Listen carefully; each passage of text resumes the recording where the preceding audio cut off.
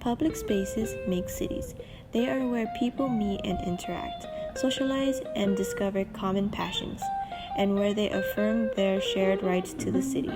In San Diego, there are approximately 259 parks total, with a ratio of 1.9 playgrounds per 10,000 residents. San Diego spends an average of $151 million on parks and recreational spaces.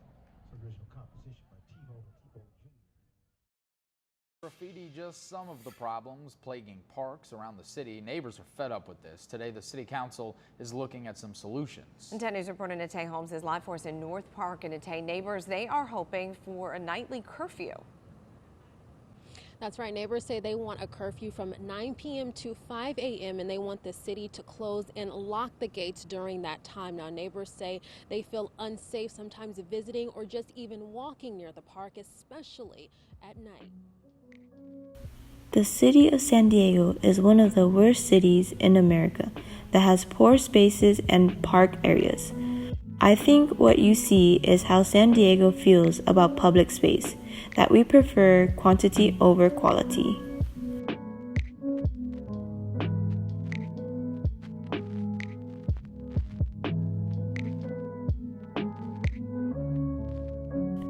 Extra security and surveillance not only discourage gatherings and eliminate services, but they also transform public space in ways that make them even more dangerous.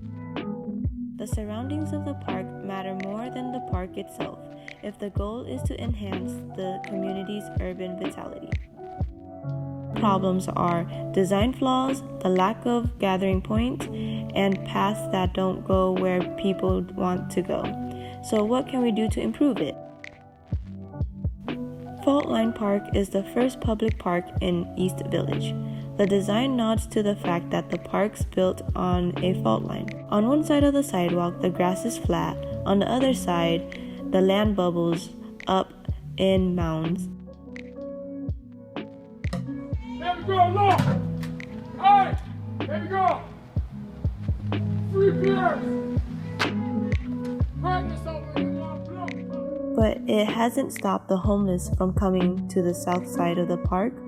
A public restroom attached to the restaurant and cafe has been closed on and off for months. This mini garden was meant to attract people, but no one is hardly ever there.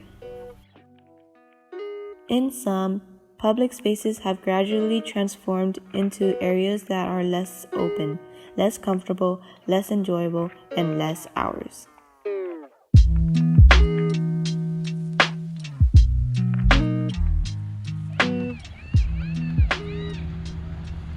The success of a public space is not solely in the hands of the architect, urban designer, or town planner.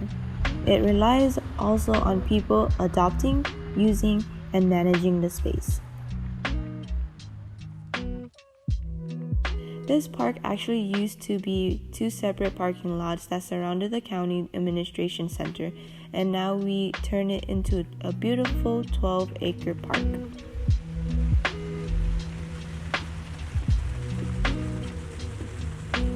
This giant fountain is the park's main attraction, thanks to the many jets that spray treated, recycled water and the inches-deep area of lukewarm water. The play structures are unlike the playground equipment at most local parks. There are curvy climbing walls, giant metal circles that spin, steep metal slides, and lots of rope to climb.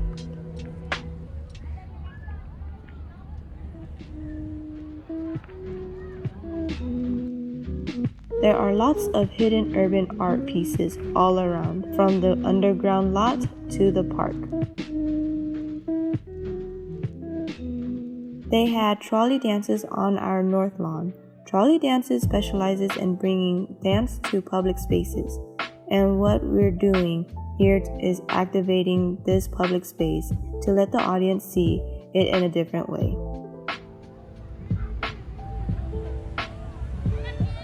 In the end, the most important aspect of this footage is that people need more public spaces to be able to interact with one another and be able to enjoy the outdoors and feel safe.